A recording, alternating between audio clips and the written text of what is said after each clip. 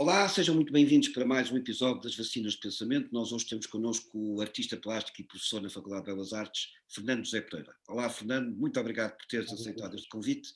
Seja muito bem-vindo. Pergunta habitual: o que é que poderá ser para ti uma vacina de pensamento? Como sabes, deixa-me contextualizar. Portanto, eu criei este site para conversar sobre uma série de autores, livros, o que quiseres, que eventualmente nos tenham preparado ou tenham defendido ou imunizado contra uma série de coisas que andam por aí. Mas isto é a minha maneira de ver, porque eu fui depois percebendo que as pessoas vão interpretando isto de outras formas, que é muito fascinante.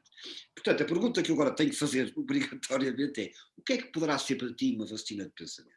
Passo-te a palavra. Eu percebo muito bem o que estás a dizer, no sentido de entender a abertura dessa metáfora, digamos assim. Eh, eu resumo-te a uma coisa muito breve. A minha maior vacina de pensamento foi o 25 de Abril. Foi, foi o dia mais importante da minha vida e posso dizer que, se não fosse esse dia, eu não era o que sou hoje. Portanto, tudo o que sou é produto daquele dia. Portanto, fui inoculado com uma coisa que ainda cá está até hoje, não tem passado o prazo e Mas continua. se calhar já estamos a precisar mais vacinas como essas agora. Exatamente, mas mas continuo a achar que se não houvesse aquele dia, nem consigo imaginar a minha vida, nem consigo imaginar o que estaria a fazer, porque tudo iria ser diferenciado do que é hoje, e foi o 25 de Abril que me permitiu isso. Portanto, a grande vacina que tomei na minha vida foi essa. Muito bem, mas eu sei que tu és uma pessoa que gosta de ler, sei que é uma pessoa que gosta de pensar e, portanto, parte do princípio que também houve uma série de autores que terão sido relevantes para ti e que também te ajudaram a imunizar ainda mais, chamemos-lhe assim. E um dos pretextos desta série, deste canal, desta série de programas ou desta série de episódios, tem a ver precisamente também para ficar a conhecer um pouco melhor hum, a biblioteca das pessoas com quem eu. Há aqui um lado voyeurístico, só confesso. Deixa lá ver o que é que ele andou a ler. Queres falar assim de alguns autores que tenham sido importantes? Não tem que ser autores, atenção, podem ser artistas plásticos, podem ser filmes, estás à vontade, músicas, o que tu quiseres. Ahm, Falando a partir do 25 de Abril e da abertura da vacina que o 25 de Abril me trouxe, porque apanhei o 25 de Abril adolescente, Mas que houve idade? logo. Hã? Mas que idade nessa altura? Que idade é que tinhas? 15. 15, ok. Eh, Tinha seis. houve logo uma coisa que mudou muito na minha vida, que foi meter-me sócio do Cineclube do Porto.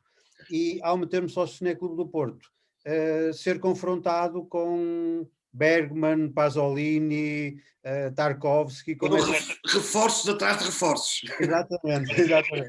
Eh, isto continuamente, até cada vez mais envolvido no Cineclube até chegar à direção. Fui diretor do Cineclube durante 3 anos.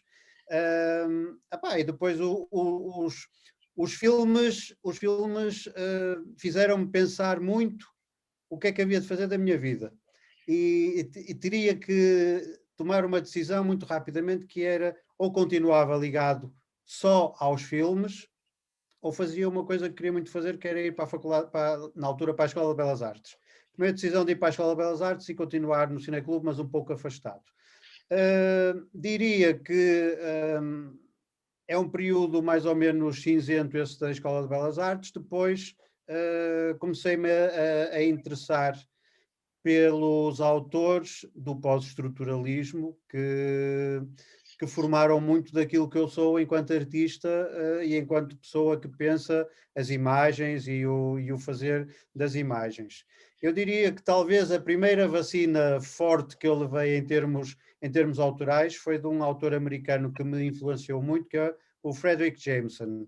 Uh, e um ensaio que ele escreveu em 1991, que se chama A Lógica do Pós-Modernismo, ou coisa Sim, assim. eu sei, eu tenho esse texto.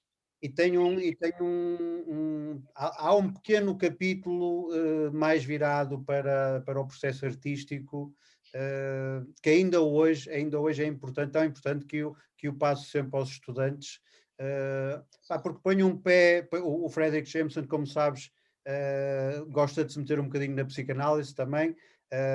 Uma boa costela marxista. Sim, tem essas costelas, Sim. como eu tenho também.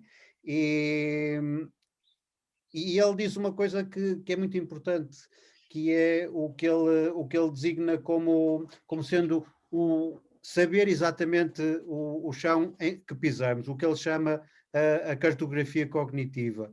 E isso foi muito importante para mim e abriu-me muito os olhos para outras coisas. Hum, Há outros autores ligados ao pós-estruturalismo e depois do pós-estruturalismo, curiosamente, muitos deles americanos, que ligados àquela revista October, que também foram muito importantes. O Al Foster continua a ser uma grande referência para mim, a Rosalind Krauss continua a ser uma grande referência para mim. Vou antecipar os nomes todos, até agora acertei todos. Estava a pensar nesses dois, precisamente. Curiosamente, não tenho assim grande simpatia, nunca tive, por autores que são muito fetiches do mundo da arte, como o Deleuze. Tenho uma certa implicação com o Deleuze por causa dos dualismos que ele usa frequentemente. Eu não gosto de dualismos, gosto de coisas mais abertas. Não gostavas muito do estruturalismo, presumo. Exato. Por causa desses binarismos. Okay. E gosto, e também foi um autor que me marcou bastante e marca ainda, que é o Adorno e toda aquela escola crítica de Frankfurt. Claro. São coisas que me... Walter Benjamin também eventualmente terá sido Walter importante. Benjamin igual, de forma diferente, mas aquela escola alemã da escola, chamada Escola Crítica, e a Escola de Frankfurt depois, são coisas importantes. Dos franceses, curiosamente, e embora diga isto sem qualquer espécie de pedantismo, gosto. Olha, vou dizer como diz o Thomas Hirschhorn. O Thomas Hirschhorn diz que gosta muito dos filósofos na categoria de fã, isto é, não sabe porque é que gosta, porque um tipo quando é fã de alguma coisa é um bocado estúpido porque não se sabe porque é que é fã de ser daqui ou dali. E o Thomas Hirschhorn diz que gosta de filosofia na categoria de fã. E eu gosto muito do Derrida nessa categoria, porque eu não consigo chegar onde deveria um filósofo ao nível... Sabes que agora estás-me a lembrar, fizeste-me pensar, lembrar duas coisas. Primeira, agradeço-te publicamente teres-me dado a conhecer o Thomas Hirschhorn, lembro perfeitamente que foste tu que me deste a conhecer e que me obrigaste a ir a Serralvo de ver a exposição, porque eu não sou de arte, portanto eu aprendi convosco, estou sempre a aprender convosco, eu lembro perfeitamente e fiquei absolutamente, foi uma exposição mesmo impactante. Ponto 1. Ponto 2, lembraste uma história muito engraçada do David Harvey, que é um autor que eu gosto muito do campo da antropologia e da geografia, pronto, por causa precisamente daquela leitura que ele faz do Marx, é um profundo marxista, pronto. E ele uma vez disse que ele, não sei se sabes, ele dá aquele curso sobre o Capital de Marx desde 71, imagina, o homem anda desde 1971 a ler todos os anos, pelo menos uma vez por ano, às vezes duas, em cada semestre, o Capital de Marx, sempre leituras, todos os anos vai atualizando aquilo, vai lendo com os seus alunos, pronto. E houve um ano que ele contou que não estava a perceber o que é que estava a acontecer, que eu não avançava. Porque qualquer coisa que ele dissesse, toda a gente criticava e começava a problematizar. E o que é que isso quer dizer? Abstrato, o que é que você entende por abstrato? O que é que está aqui a acontecer? Eram alunos do Derrida. Exato. E eu ficou furioso, mas quem é esse Derrida? Qualquer coisa que ele dissesse, eles começavam a problematizar, portanto, e tentavam perceber, e desconstruíam todas as palavras. Exatamente. Ele estava desesperado, não conseguia passar o primeiro capítulo. Exatamente. Nunca mais me esqueço disso. Por isso é que eu digo que falo muito que gosto do Derrida e gosto, fascina-me aquele processo que ele utiliza, mas vou até onde consigo, não consigo ir muito lá ao fundo.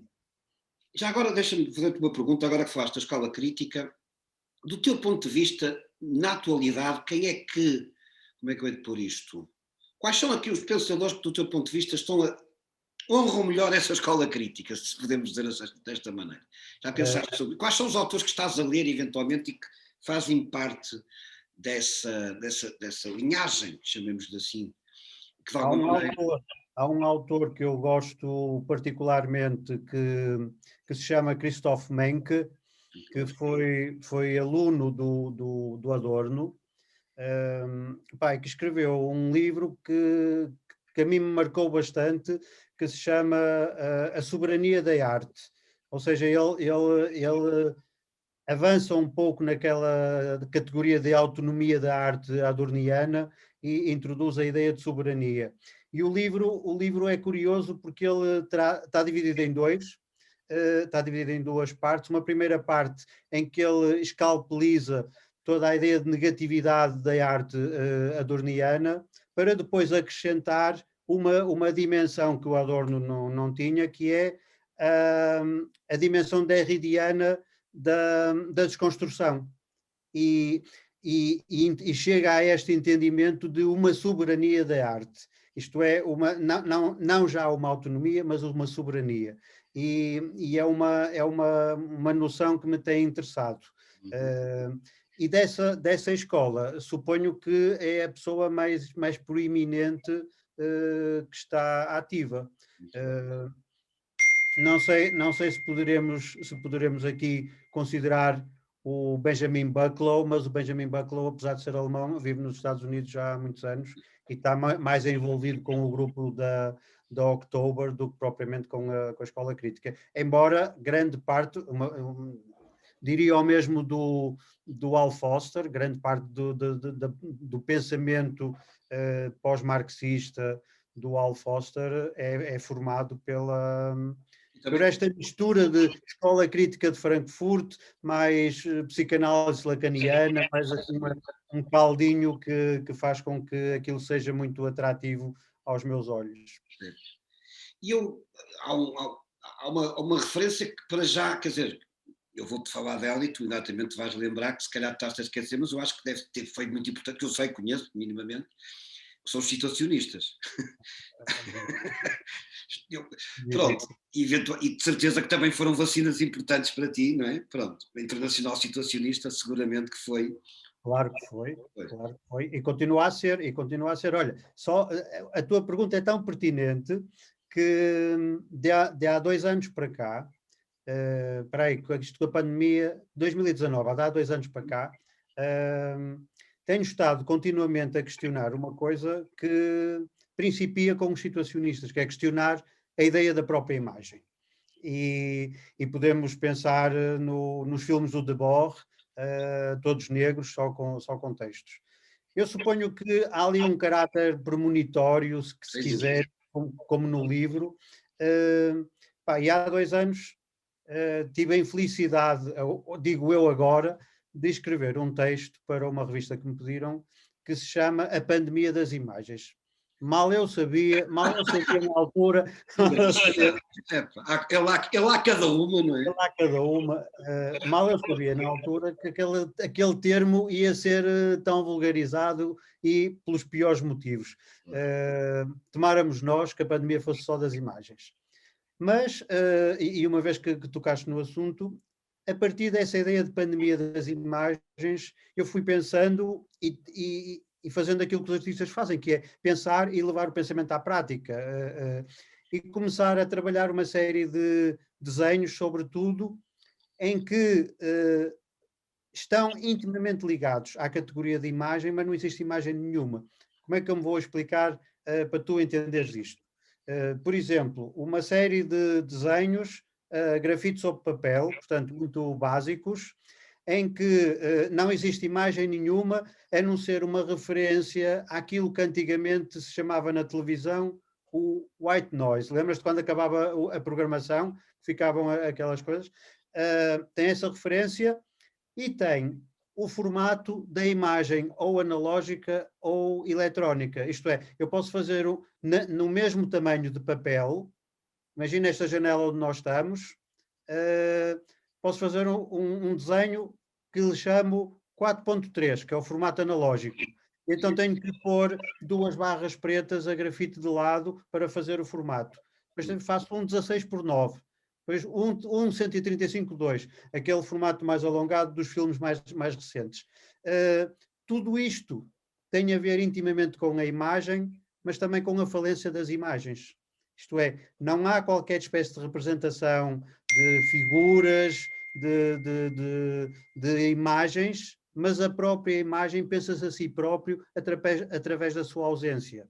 Isto é, o formato e o significado que esse formato nos dá é que corporiza a própria ideia de imagem. E isto é muito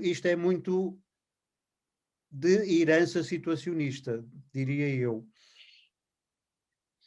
Estava a pensar o que estavas a dizer, isto porque estava-me a ocorrer. Primeiro estava a pensar na ideia de que somos nós próprios que projetamos as nossas coisas, as nossas imagens, nesses enquadramentos que tu estás a dar, não é? Isso foi a primeira coisa que me ocorreu. O que é que me ocorreu mais? Estava a pensar, agora de repente faltou-me. Deixa-me só acrescentar, em alguns desenhos a relação ainda é mais incentivada, porque em alguns desenhos eu meto-lhe uma espécie de legendas de filmes que não existem, porque tu só tens white noise. E então, aqui está o desvio situacionista, porque tudo o que tu pensas daquela imagem, embora não exista lá nada, é dado pelo significado da legenda que lá está. Da legenda, pois. Isso estás a dizer ao qual tu juntas o formato da própria imagem. Eu tive uma experiência muito estranha, mas ao mesmo tempo reveladora. Quando vi pela primeira vez O Homem da Câmara, de Vertov, tive a sorte de ver sem som. Depois começaram a fazer uma série de variantes com som e com cinematic e não sei o quê. Pronto, que eu vi num Rivoli, se não estou em erro. Pronto. Em Porto 2001. Porto 2001, que foi muito importante, porque eu pela primeira vez tive acesso a uma série de filmes que nunca tinha visto no campo do documentarismo, que foram até no campo da antropologia, da etnografia, o Nanook, coisas do género, o próprio O Homem da Câmara, o Ziga Vertov, etc., que foram muito importantes, mas não muitos, muitos mais. E eu lembro perfeitamente de eu ter projetado uma série de sons na imagem, que foi extraordinário, porque eu acho que não foi talvez o filme mais sonoro que eu vi até hoje. Foi fascinante, porque aquilo era meu. Mas sabes que eu acho que Interessante, o silêncio é das coisas que mete mais medo às pessoas, por causa do vazio, porque nós estamos... Se falamos de uma pandemia das imagens, também falamos de uma pandemia dos sons. Sem dúvida. É verdade. Desde que nos levantamos até que nos deitamos, que estamos sempre com isto à volta. É já não conseguem caminhar sem headphones, por exemplo, que é uma coisa que eu não percebo. Mas aí também há uma questão que é interessante. É a necessidade de adulterar a relação que nós temos com a realidade, trazendo sempre algo que nos é do nosso conforto para uma coisa que devia ser absolutamente o nosso conforto, que é a nossa relação com o outro. E tu vais na rua com os headphones e não há outro, existes tu. E os outros passam como zombies que andam na rua e que vêm por aí Mas de qualquer maneira, por exemplo, eu gosto muito de caminhar, e quando caminho faço questão de não levar nada, porque claro, é o melhor momento para eu pensar. Eu escrevo papers a caminhar, é uma coisa, aliás. Pronto, e se calhar voltamos aos situacionistas, agora estou a pensar naqueles passeios que eles faziam, mas pronto. Deriva situacionista. Pronto, e também já havia surrealistas, não é? Pronto, ok. Mas eram coisas diferentes, ok, mas adiante. E o caminhar para mim é uma coisa muito importante, e às vezes fico surpreendido que as pessoas ou estão a caminhar com outros, a falar com outros, ou estão com headphones, e eu faço questão de estar comigo próprio, aquilo é um momento ótimo para eu ter ideias, pronto, e portanto fico um bocado surpreendido, porque... Eu aproveito para introduzir aqui um tema que é das coisas que me tem mais interessado nos últimos 15 anos, por aí, que é a questão do tempo, como tu bem sabes. Isso agora, já ia aos teus vídeos, mas depois já lá vou, ok. Não, mas isso por causa do caminhar e por causa dos headphones e não sei o quê. Eu acho que as pessoas... desde que começou isto da verdadeira pandemia, não tive hipótese mais, por opção, de andar de metro por causa dos problemas que isso levanta. Mas antes da pandemia, quando ia para a faculdade, ia sempre de metro e vinha de metro. E houve sempre uma coisa que fez-me uma certa impressão, que é os adolescentes irem naqueles bancos, dois em frente a dois, Uhum. e irem a conversar, irem a mandar mensagens e irem a ouvir música num dos ouvidos. Tudo ao mesmo tempo. Tudo ao mesmo tempo, tudo ao mesmo tempo. E esta questão de uma instantaneidade múltipla foi sempre uma coisa que me preocupou e fascinou ao mesmo tempo, porque eu não consigo ser assim. Eu sou como tu.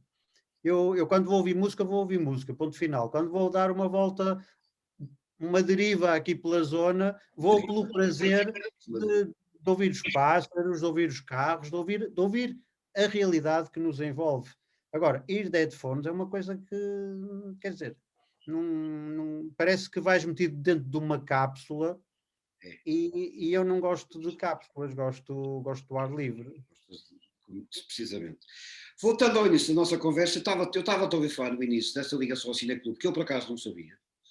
E comecei a pedir, agora estou a perceber melhor toda esta ligação ao trabalho que ele faz.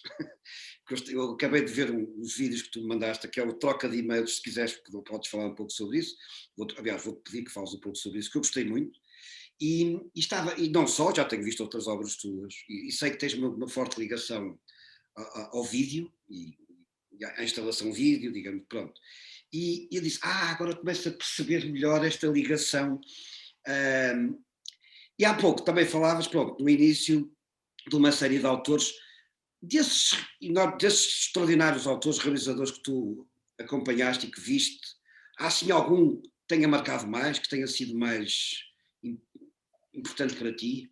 Há dois que eu coloco acima dos outros todos. Ok. O Tarkovsky em primeiro lugar, Estava a pensar nisso. e o Kubrick, pelo rigor formal que colocou. Depois há um terceiro, para fazermos um pódio, há um terceiro mais recente, e ainda vivo, embora já ausente dos cinemas, que me marcou muito, que é o Béla-Tarr. Ok. Estou a pensar no Famoso Cavalo, agora estava a pensar num livro. É o último filme dele, é o último filme dele. Aliás, é muito curioso, não sei se tu Não leste. sabia que era o último, por acaso não sabia que era o último. É engraçado. Não, o Béla-Tarr decidiu abandonar o cinema. E curiosamente há um livro do Jacques Rancière sobre o Béla-Tarr, embora sendo os dois vivos, em que o Rancière fala do Béla-Tarr como um realizador que já não existe. Fala do passado. Do passado. Desencantou-se, digamos assim, com aquilo que está a acontecer no cinema. Completamente. Eu suponho que diz no livro do Rancière qualquer coisa, ou foi ali em algum sítio, que quando a gota saltou fora do copo, foi quando algum produtor de cinema de Hollywood lhe disse que as pessoas atualmente não conseguem aguentar mais de 1h30 dentro de uma sala de cinema. É verdade. E ele disse, então Não estou cá a não é fazer, para mim. Não é para mim. não estou cá a fazer nada. E já agora deixa-me te dizer uma coisa, que foi uma das coisas que mais me impressionou com esta minha aventura das vacinas de pensamento. Eu faço teasers para publicitar as conversas. De repente descobri que para fazer um teaser para o Instagram eu não posso passar os 15 segundos. Isso Claro. está tudo doido. Dinis, há muito tempo já que se sabe que para um videoclipe passar na MTV não pode ter planos com mais de 5 segundos. Por isso é que aquilo é sempre tal, pois. Que é para tu não fazer zapping ao videoclipe, é ele que te faz a ti. É ele que está permanentemente a fazer a ti. E pronto, e de facto fiquei muito surpreendido com isso, com os 15 segundos, e também a propósito desta história das vacinas, ao início eu estava um bocado preocupado, convencido que ia conseguir trazer os meus alunos, na maioria, para ver isto. E depois comecei a ver os gráficos, porque eu tenho acesso aos gráficos do tempo. E comecei a perceber que não vale a pena. Quem quer ficar, fica. Agora, eu não posso, porque eles ao fim de 2 minutos vão-se embora. E, portanto, basicamente, para teres uma ideia, normalmente as pessoas ficam, em cada 10, 3, 4 ficam até ao fim. E por mais que eu mude, já pus conversas de 15 minutos, já pus conversas de 1 hora, é a mesma coisa. Não vale a pena.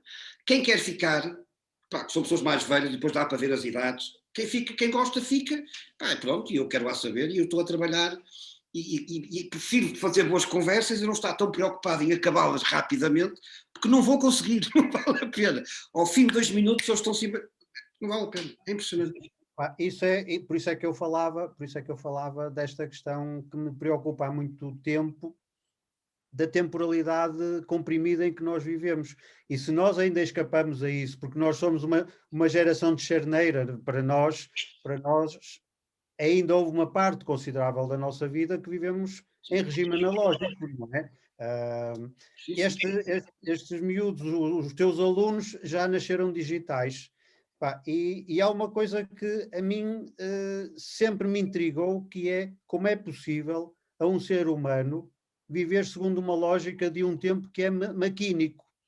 E um tempo que é maquínico e que nos ultrapassa largamente em termos daquilo que é o entendimento do tempo humano. Isto é, eu falo-te assim, Dinis, faz-me a próxima pergunta daqui a 1 milésimo de segundo. E nem eu nem tu sabemos o que isto é. Não existe para nós. E, no entanto, nós sabemos que no fotofinish do desporto, por exemplo, o tipo que fica campeão do mundo de 100 metros é por 1 milésimo de segundo e o segundo nem sequer passa à história. Isto é absolutamente ridículo, não é? E as pessoas que se começam a habituar a esta temporalidade deixam de ter capacidade para aquilo que eu acho que é importante. Os programas como o teu ou as obras de arte, que é para um tipo refletir, para um tipo parar e pensar. E aproveito para te dar uma noção, não falo de conceito, porque conceitos agora é para a decoração e para os cozinheiros, portanto falo numa noção. Isso é bom, essa eu conhecia. Não há cozinheiro nenhum que vá. O meu conceito de cozinha é este. Aliás, ou empresa. Tu vais. Ou empresa, qual é o seu conceito? Exatamente. Falo de noção, não é de conceito. Gosto dessa mudança de nome, sim, força. Acho que vou adotá-la. Mas há uma noção que tu se calhar até já me ouviste falar nela e que ando há muito tempo à volta dela, que é a noção de paragem. E que vem de uma constatação daquelas que nunca imaginei fazê-la, que é estar a escrever a palavra paragem no computador e olhar para ela e dizer, eu nunca vi isto desta maneira. E de repente comecei a ver que dentro da palavra paragem havia o verbo parar e o verbo agir, que são verbos antagónicos, para e age. E este para e age vai direitinho levar-me até à contemplação. E daí ao Tarkovsky, ao Belatar, é um minutinho. É um minutinho, claro. E tu fizeste muito bem no campo de tipo, por exemplo, a peça que eu ainda hoje me marcou mais, foram 5 horas, foi aqui no São João, no Ponti, e foi de Necrósios, foi no hotel. Foi das coisas mais inacreditáveis. Foi assim, sabes aquele conceito de fluir do Mihaly Csikszentmihalyi, em que a gente perde completamente a noção, está de tal forma envolvido na coisa que se esquece do tempo. Isso é muito fácil para quem joga xadrez. Okay? Para quem joga xadrez, e o Duchamp também gostava. Primeiro, o Duchamp gostava por causa que aquilo era uma escola do silêncio, eu dizia. E depois, de facto, só quem está lá é que percebe, tu está de tal forma envolvido naquilo que passam 6 horas e tu não dás por nada, quer dizer, o mundo morreu à volta, percebes? Tu estás ali tumba. Mas no Necroses aconteceu-me isso, a peça tinha 5 horas e eu fiquei, que eu parecia, tinha durado 10 minutos. Eu fiquei absolutamente, foi das coisas mais belas que eu vi na minha vida. Mas esse é o problema que eu levanto perante esta, vou usar uma palavra forte, mas não tenho medo de usar, perante esta falácia contemporânea de que tudo tem que ser interativo, tudo tem que mexer, tudo tem que fazer estas coisas, e dizer que um tipo, quando está sentado numa plateia, como tu estiveste a ver a peça, que és um espectador passivo. É uma mentira completa, porque estás paradinho no teu local, sentado com gente ao teu lado, mas por dentro da tua cabeça está tudo a mexer. Fervilhar. Eu tenho lá uma cena. Desculpa, acaba.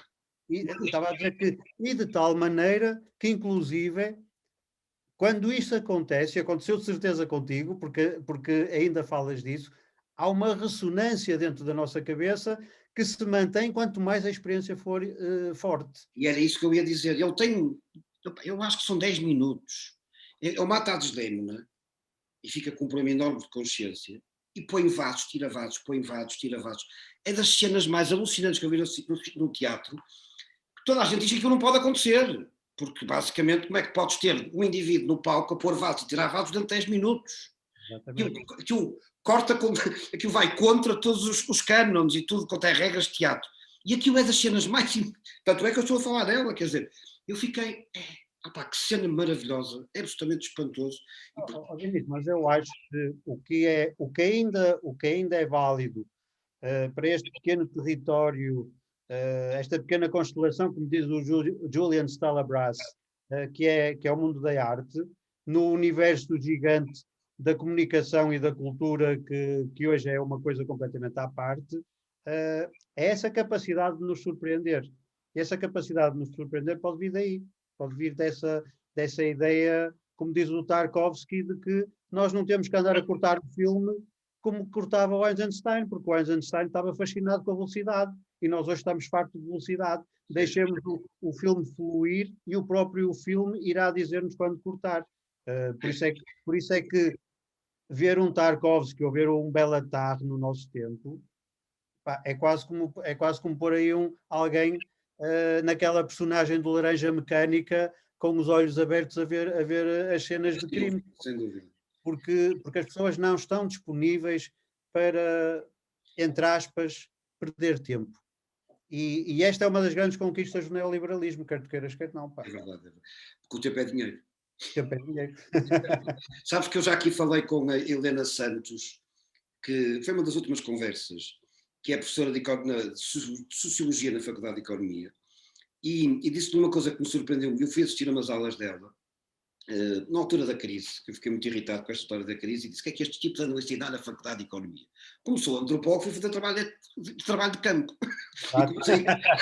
E comecei a assistir uma série de aulas pediátricas, só aos meus colegas, naturalmente, e posso assistir, quero ouvir, quero saber o que é que vocês andam a ensinar.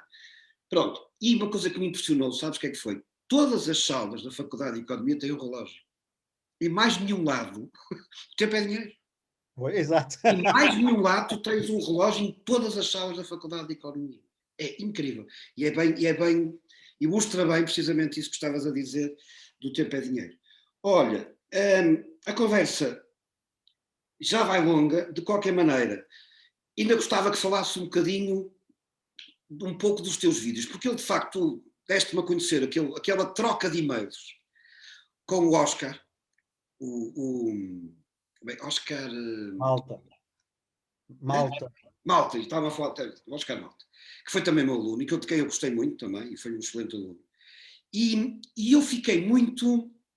Aquilo, pronto, vai muito no teu seguimento dos teus trabalhos, aquilo que eu conheço dos teus trabalhos, que eu não conheço, mas já fui vivendo alguns, até aqueles ligados à Islândia, pronto. E eu gostei muito daquele teu trabalho e sobretudo aquela troca de e-mails e aquela ideia da pessoa ler o e-mail, que foi uma das tuas condições. Queres falar um pouco sobre porque é que te surgiu esta ideia? É uma ideia já antiga e que, como todas as coisas, aparecem. Olha, voltando ao início da conversa e ao Al Foster. Okay. E às vacinas que me inocularam mais fortemente. O livro do Al Foster, Return of the Real, de 96, foi das coisas que me abalaram mais, porque naquela altura em Portugal andávamos 20 anos atrasados relativamente ao que era o pensamento da arte a outro nível. E esse retorno do real permitiu-me aprender uma coisa que foi muito importante, que era, eu quando era mais jovem, fazia uma exposição ou coisa assim, e a seguir sentia uma situação de ansiedade muito grande, do género, acabaram-se umas ideias, não vou conseguir mais nada, estou esgotado para pensar. Esse livro ensinou-me uma coisa, que tu só tens que estar atento à realidade, e a realidade dá-te tudo que tu quiseres, se estiveres atento. Quando da troika, desse miserável tempo que passamos em conjunto com os gregos, recebi um e-mail de uma artista grega, amiga, que me parecia, sabes o que é? Tu estás a ler uma tragédia grega, ela estava a descrever o que estava a viver enquanto artista na Grécia. E eu li aquilo, emocionou-me bastante, e disse-lhe: "Oh Helena, tu queres ler isso para uma câmara? Que vamos fazer um vídeo em conjunto." E foi a primeira série desta série que se chama Novas de Qualquer Coisa, este chamava-se Novas da Desolação, onde ela, enquanto artista, relatava a sua situação perante aquela coisa trágica que foi a passagem da Troika pela Grécia em 2012, 2013, 2014. A partir daí, comecei a pensar que esta é uma possibilidade interessante. Sempre que eu receba um e-mail que me toque, pedir à pessoa que o escreveu para fazermos qualquer coisa. E depois de por cima, lá está, tu não prendes com imagens, e portanto as imagens que vocês põem têm esse espaço para nós projetarmos. Exatamente. E vamos pôr a pensar. Isso eu gostei muito. Eu fiquei ali 20 minutos a contemplar e a ouvir e a desfrutar. Foi uma coisa que... Depois acabei o primeiro e disse: não, agora tenho que ver o segundo. E foi logo ver o segundo, percebes? Eu, aliás, vou dizer isto em público pela primeira vez, mas a ideia destes 2 vídeos é, assim que possa, projetá-los na mesma sala, em paredes opostas, em alternância, porque acho que funcionam bem como respostas. Agora, o que é mais importante para mim é exatamente esse lado de que a significação do que está a ser narrado no e-mail, que é exatamente o texto, tem uma certa autonomia que me interessa em relação às imagens e permite exatamente isso que tu estás a dizer. Permite muitas coisas, por exemplo, este último, inclusive, permite uma coisa que se calhar ainda não falaste aqui, ou já, não sei, que é esta nebulosa que existe em torno de que se a arte pode ser investigação ou não. Eu acho que não precisamos de ir muito mais para além do que um vídeo como este último que eu fiz, em que a determinada altura remeto para um autor da história do cinema, que é o François Truffaut, e o Fahrenheit 451, que é a mesmíssima coisa que tu estás a escrever um texto e fazes uma nota de pé de página, vão ver o livro do Frederick Jameson, blá blá blá blá. Ou então para o Parhani, que é um cineasta iraniano que fez um filme que se chama Isto não é um filme. Rafar Parhani. Ou seja, o que é isto senão um lado investigativo no trabalho que não é deliberado, mas que está lá. E está lá no texto. E depois há esta independência que me agrada muito entre as imagens e o que é dito. Tu constróis a ligação que muito bem entenderes. Precisamente, eu agora que tu estás a falar nisso, eu estou a pensar também numa série de coisas que ando a ler, precisamente porque não estou satisfeito com a forma como estou a dar metodologia. Não estou de todo. E precisamente por vos ouvir e por aprender convosco, estou à procura de outras formas de falar deste assunto, mas de uma forma muito mais aberta. E por isso é que antes off the record, falávamos do Latour, por exemplo, o Ingold também, que é muito importante, porque, nomeada porque eles falam, há pouco estavas a falar do Al Foster, e lembrei, por exemplo, de um texto que foi muito importante para mim, que é o Ethnographic Turn, não é? A viragem etnográfica que ele fala nesse texto, que é nesse livro do 96, é? 96, pronto. E agora fala-se muito em antropologia de uma coisa que os brasileiros chamam virada, mas é viragem ontológica. Eu ando a interessar muito pelo assunto e estou a pensar precisamente transportar isso para o campo da arte, porque não é tanto estar preocupado com como é que se conhece, mas o que é o mundo para as outras pessoas e o que é o mundo para os artistas. É um pouco, e é nesse sentido que eu estou aqui a fazer a transposição de uma coisa para a outra. E, portanto, estou a tentar inspirar no campo, que é o meu campo, da antropologia, e tentar perceber como é que eu também posso trazer isto para o campo da arte e da investigação em arte, porque de facto não é, por exemplo, uma das coisas que ainda hoje li do Tim Ingold, isto não é um estudo sobre pessoas, é um estudo com pessoas. Pronto, e é um pouco que eu também, isto não é um estudo sobre fazer, aprender com os artistas como é que se pode investigar. É outra forma de investigar. E eu estou muito interessado, porque eu sou antropólogo para todos os efeitos, e, portanto, Oh, quero oh, aprender, percebes? E estou muito preocupado com isso e ir ao vosso encontro.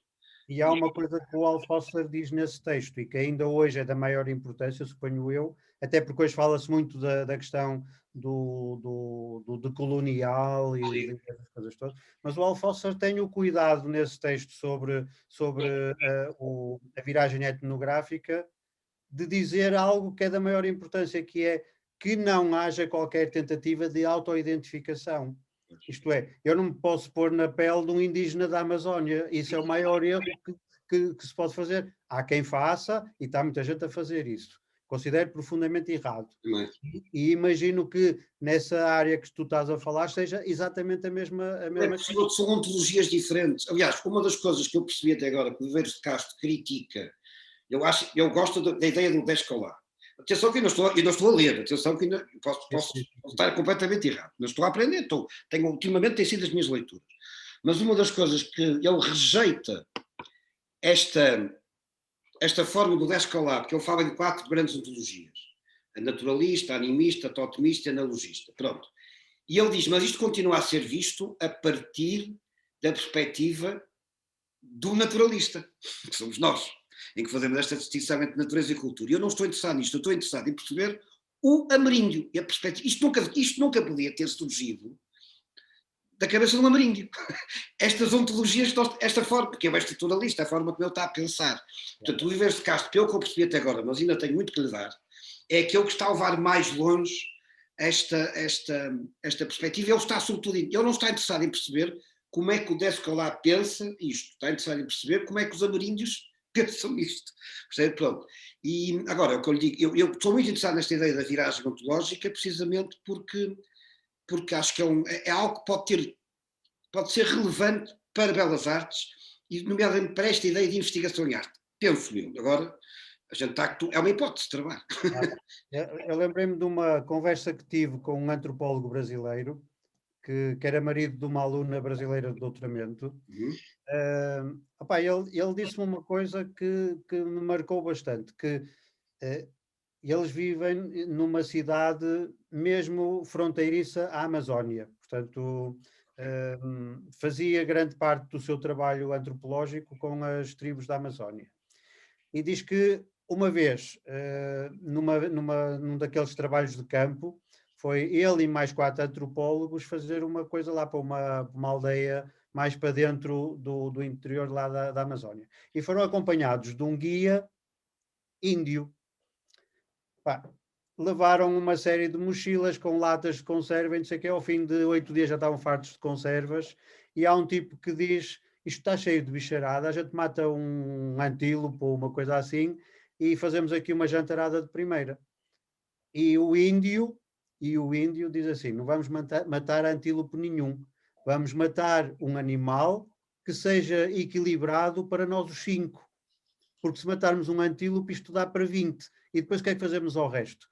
E ele diz que são coisas tão simples, mas que eles sabem tanto sobre o assunto, que nós só temos a aprender. É o que diz o Tim Ingold, precisamente, que ele fala basicamente nesta ideia de no fundo, todos nós procuramos formas de viver na Terra, não é?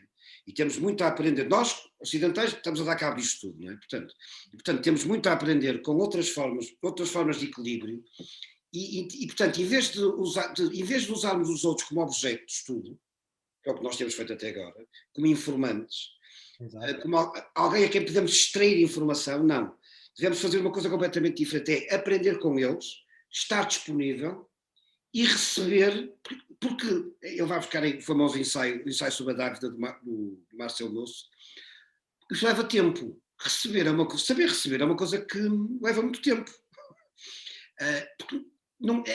Aliás, ele até faz uma diferença que eu acho interessante entre dados quantitativos e qualitativos. Os quantitativos são estes dados que são extraídos das coisas. Os qualitativos não, são recebidos, e a pessoa tem que estar lá disponível e leva tempo para os receber e aprender com eles.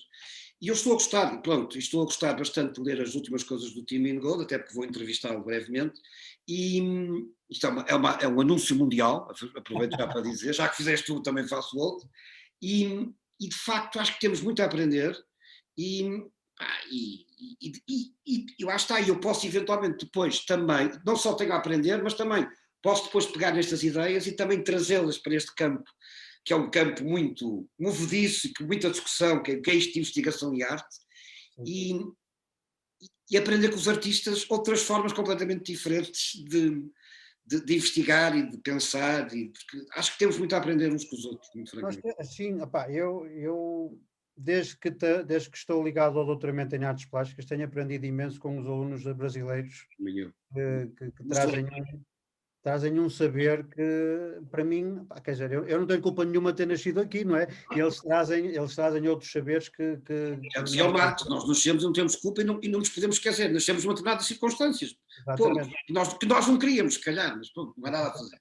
Mas que tem a ver com este lado que tu estavas a falar, que é, pá, eles são meus alunos, mas eu respeito muito o que eles me dizem porque eu estou a aprender com eles. Estamos ali a fazer uma troca de conhecimentos que me parece interessante. Ainda no domingo, pá, não sei dizer, na RTP2 estava a dar um programa sobre a floresta amazónica e houve lá uma coisa que eu achei imensa piada, que é outra vez um antropólogo, um cientista botânico, a aprender com aquilo que, segundo o cartesianismo ocidental, não é possível, que é um índio a dizer-te como é. E então ele dizia assim, mas no cartesianismo a chuva é que faz as florestas. E o índio diz, não, não, não, não. A chuva existe porque existem florestas.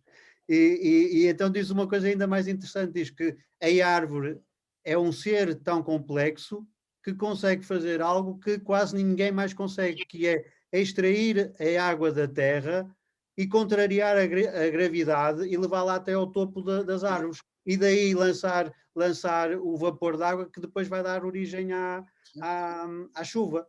Portanto, opa, quer dizer, não é o nosso saber, são outros saberes, temos que os respeitar e temos que, sobretudo, ter capacidade. Tu estavas a dizer que a conversa ia longa, mas a conversa está belíssima, não é? De conversar uns com os outros. Parece que se perdeu, ainda bem que tomaste esta iniciativa, porque parece que se perdeu esta ideia de que, ao conversar, as pessoas aprendem umas com as outras. Tenho que dizer que foi talvez das melhores coisas que fiz nos últimos tempos. Estou a aprender tanto, tu não fazes ideia, a quantidade, abriu imenso, obrigou-me a ler uma série de coisas que eu nunca tinha lido, descobri aqui uma série de coisas que pessoas quais nunca tinha pensado. Epá, isto está a ser uma espécie de novo doutoramento, eu sei lá, isto está a ser um renascimento na minha vida, está-me a dar um gozo enorme e está-me a obrigar a fazer uma série de cruzamentos que eu nunca tinha feito.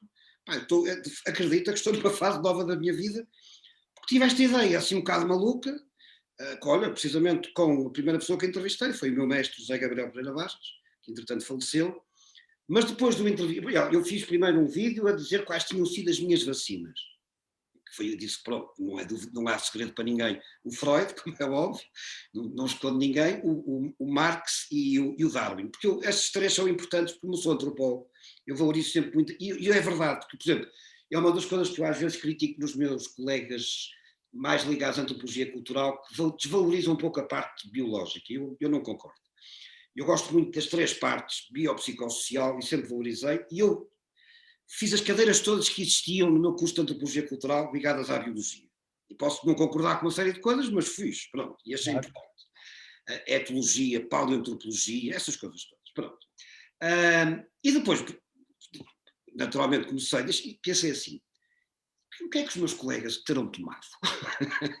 E por desafiei o Zé Gabriel, que aceitou logo, depois comecei o Luís Fernandes, depois o Bernardo, comecei por ali fora, e olha, a brincar, se não estou em erro, tu és a 51ª ou 52ª conversa, portanto, isto está para durar, porque eu a seguir, agora tive uma ideia, que é, agora, porque até ao verão, se calhar vou fazer conversas sobre as vacinas, e depois do verão, o que é que aprendemos com as vacinas? O que é que aprendemos com esta pandemia? Não é? Pronto, se calhar pode ser uma maneira de continuar, para não ser sempre, pronto, para variar um bocadinho. Exatamente. E acho que é uma coisa, porque anda muita gente, por exemplo, eu recentemente li um livro, gostei muito, de Boaventura Sousa Santos, que é da pandemia à utopia, o futuro começa agora, e não é só, anda imensa gente, olha, por mais uma vez, o Bruno Latour, o Bruno Latour, tenho também uma série de reflexões sobre a questão da pandemia. Tu próprio tens reflexões sobre a pandemia. Portanto, isto de facto está a ser um momento. Eu dizia que o século XXI tinha começado com 11 de setembro, mas se calhar não. Se calhar começou agora, não é? Sim, está a mexer mais com o mundo do que isso. De facto, se calhar começou agora. Não é? Se calhar o 11 de setembro acabou o século XX e este está a abrir o século XXI. Agora, de repente, ocorreu-me esta ideia. Eu concordo. Fernando, olha, muito obrigado por esta partilha, foi excelente. Fica já convidado para uma futura conversa pós-verão sobre o que é que aprendemos com esta, o que é que tu pensaste sobre esta pandemia, o que é que ganhaste com esta pandemia. Muito obrigado e depois, eventualmente, vou-te pedir uma pequena lista de alguns livros que tu queiras partilhar para eu colocar, que eu costumo pedir às pessoas, para colocar depois no site, autores, filmes que tu queiras sugerir. Há bocado não te disse uma coisa que ia dizer, esqueci-me, mas que eu sei que também viste esse filme, que é, quando estavas a falar da contemplação e da ansiedade que aquilo pode provocar. Lembro-me daquele final do filme O Segredo de um Cuscuz, do Abdul Latif Kechiche, que é um final maravilhoso, aquela dança, não é? Aquilo é uma coisa, e depois fica em aberto. Eu acho aquele final extraordinário, porque aquilo cria uma tensão, mas no bom sentido de termo, é das coisas mais... Eu gosto muito do Abdul Latif Kechiche. Não gosto, quer dizer, o último não gosto tanto como os outros, mas... É engraçado, eu gostei muito de um que é dos primeiros, que é menos conhecido, que é a Esquiva. Não sei se tu viste. É o primeiro. Eu gostei muito da Esquiva, achei imenso, e pronto, depois gostei evidentemente do Segredo de um Cuscuz, da Vênus Negra também, mas é diferente, a Vênus Negra é diferente, e depois o... Eu gosto muito da Vida da Adele. A Vida da Adele é um filmaço. É um filme que é muito incompreendido pelas pessoas porque olham para o filme de forma muito reducionista. Ou seja, muito, muito à tona, e é um filme sobre a luta de classes, ponto final. Há ali uma relação que pode tornar isto tudo muito nebuloso, mas tu há de perceber, se olhares sobre esta perspectiva, a forma como a filha dos operários come massa quando está em casa da filha dos ricos, como é que reage àquela coisa de beber um copo antes de... E agora estava a falar sobre isso, estou a pensar no Bourdieu e dos diferentes hábitos de uma e de outra, precisamente. Agora estás a falar sobre isso, faz sentido. Porque, de facto, a filha da classe operária é completamente... Precisamente quando vai à casa da menina dos cabelos, não é? Das ois, não é? Pronto. É a diferença do habitus, quer dizer, que dizia o Bourdieu, não é? Diria o Bourdieu. Mas eu acho que esse, tal como no cuscuz, tal como na esquiva, é a base, a grande base de alguém que sofre na pele o estigma de ter vindo da Argélia e de ter construído um trabalho interessante, mas que não se esquece disso. Certo. Porque o esquecimento também é uma coisa muito neoliberal. Sim. Até porque tem que vender e tem que mostrar coisas novas e, portanto, as coisas têm que rapidamente cair em esquecimento e é preciso... Exatamente. Precisamente. E agora estás a falar sobre isso. Por exemplo, eu escrevi um texto sobre o Segredo de um Cuscuz, mas foi por outra razão. Foi mais, pronto, foi uma perspectiva psicanalítica, foi porque eu fiquei fascinado com as imagens, com a atração dele pela boca. Tanto no Segredo de um Cuscuz como na Vida da Adele, o homem está fascinado pela boca, pela oralidade. E sendo eu uma pessoa que se interessa por essa questão, eu fiquei muito fascinado com aquilo e escrevi um texto, que por acaso correu muito bem, sobre essa questão. Ia escrever sobre os dois, mas já tinha tanto para dizer sobre. que fiquei para umas segundas núpcias a Vida da Adele. Deixei para depois. E a esquiva também tem a ver com essa questão, porque também tem a ver com o falar, também tem a ver com a questão da oralidade. Mas são outros olhares, isso é que é interessante, isso é que é enriquecedor. É só esta troca de olhares, quer dizer, não é? Eu, uma perspectiva mais psicanalítica, tudo uma perspectiva mais marxista, digamos assim. Sim. Tem a ver com as nossas formações, mas que faz todo sentido, eu acho que faz todo sentido. Por exemplo, já tive muitas discussões com amigos por causa do último filme do Kubrick, o Eyes Wide Shut, sim. Que eu digo que é um filme profundamente psicanalítico no sentido mais assumidamente Freud, Lacan, se quiseres, e o pessoal não entende isto. Olha, então agora que falas nisso, Claro como a água. sim, agora que falas nisso, aproveito para fazer publicidade. O Zé Gabriel, eu aqui há uns anos atrás fiz uma série de conversas freudianas com o Zé Gabriel, fiz 3 séries. E fiz uma sobre o Eyes Wide Shut, que é das conversas mais fascinantes que o Zé. O Zé tinha esse aspecto, o Zé Gabriel tinha esse aspecto. Ele fazia associações e ligações entre as coisas que eram absolutamente extraordinárias. E ele tem. Foi das que me mais marcou. Eu lembro perfeitamente dessa conversa sobre o Eyes Wide Shut. Eu depois, se quiseres, mando-te o link que está nas conversas freudianas, que é uma conversa extraordinária, uma análise freudiana desse filme. Eu não sou especialista, nem quero ser, como te digo, sou fã, mas para mim, todo o filme, e estamos aqui a falar de um filme que se calhar as pessoas viram, todo o filme decorre no território do imaginário e de repente na última cena, quando eles se encontram no supermercado e dizem aquela famosa frase "Let's fuck", é o real. Estava a pensar nisso. Vamos regressar ao real. É uma coisa que mexe muito com o imaginário, agora que falaste sobre isso, sobre o imaginário, sobre o simbólico e sobre o real. Exatamente. Isso é Lacan. Ou seja, não é ao real lacaniano que eu me estou a referir. Não é, é verdade, não é. O real lacaniano é aquilo que não pode ser nomeado. Okay. Exato, ao simbólico que informa a nossa realidade. Sim. E isso para mim é claro que como é água. Mas olha, é raro encontrar alguém que concorde comigo. Sabes que eu no outro dia estava a pensar, o grande erro, posso estar a dizer uma grande asneira, mas foi uma coisa que me ocorreu ontem, o grande erro do Platão foi ele pensar que se podia sair da caverna. Porque não é possível sair da caverna, temos que ter sempre uma coisa a mediar-nos. Exatamente. Porque não conseguimos olhar o real como ele é, não é? Digo eu. Se eu estou a entender o Lacan, essa ideia do real, é aquilo que não pode ser nomeado, não é? Pronto. Precisamos sempre do interface, usando uma linguagem que as pessoas... Por isso é que eu ainda hoje defendo com unhas e dentes, como se costuma dizer, uma coisa que para muitos já passou de moda há que tempos, que é a noção de unheimlich freudiana para o trabalho artístico, que é essa componente que não tem compreensão nem para o próprio artista sequer. Claro. Ultrapassa, não está nos códigos da linguagem, não se introduz o simbólico. E por isso é que se calhar fazem arte. Exatamente. É? Precisamente para transmitir isso, mas para permitir o Zé Gabriel chamava uma comunicação de inconsciente a inconsciente. Que ninguém está a entender, mas estão a comunicar.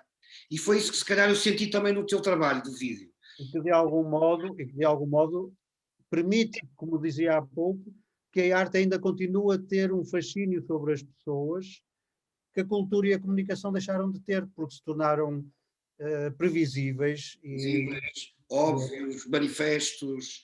O Naimlich traz esta surpresa que a arte, do meu ponto de vista, tem que conter. Daí a questão tão importante colocada pelo Hal Foster quanto à autoidentificação E já agora para terminar, mais um conceito que curiosamente eu aprendi contigo, que foi fascinante. Eu que sabia tanto de psicanálise, foste tu que me chamaste a atenção para a importância do Uncanny e do Naimlich para os artistas.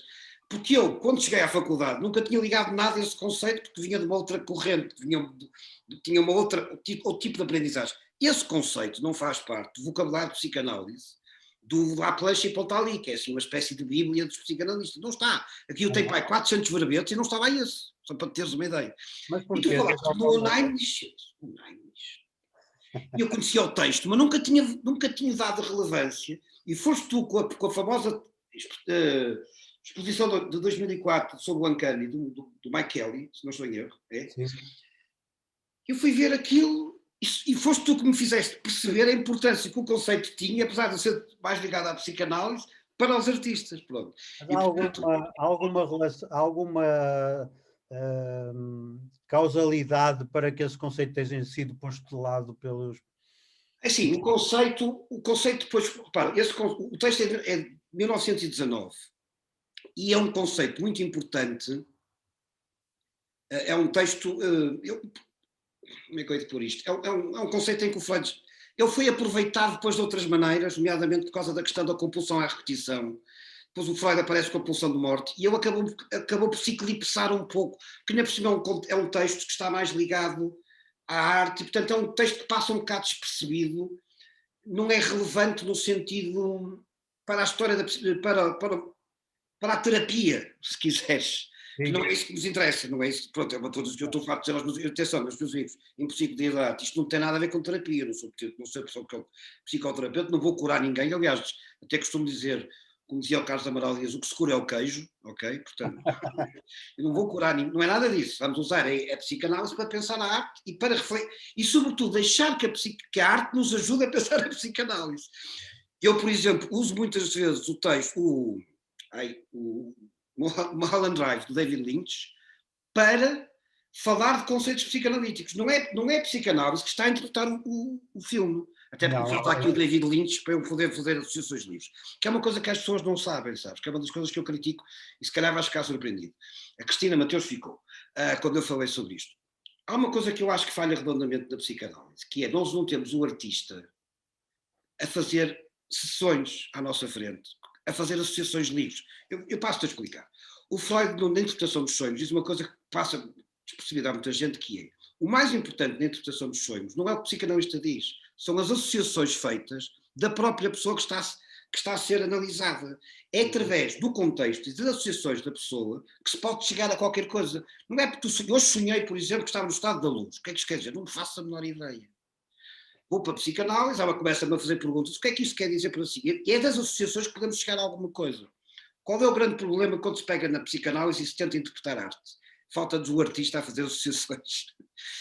Se não tivermos o artista, aquilo é nosso, somos nós a projetar. Aquilo diz muito mais sobre a pessoa que está a escrever do que sobre o artista que fez aquilo. Vai daí, eu comecei a inverter a coisa. E comecei a usar os filmes, o que tu quiseres, para falar de conceitos psicanalíticos. E uso muitos filmes para falar de conceitos psicanalíticos. Não vou nada interpretar o David Lynch ou o Abdulatif Kechiche, não é, era só o que me faltava. Não é nada. Agora, e também aprendi isso um bocado com o Zizek, sabes? Eu não sou grande fã do Zizek, mas o Zizek faz isto também.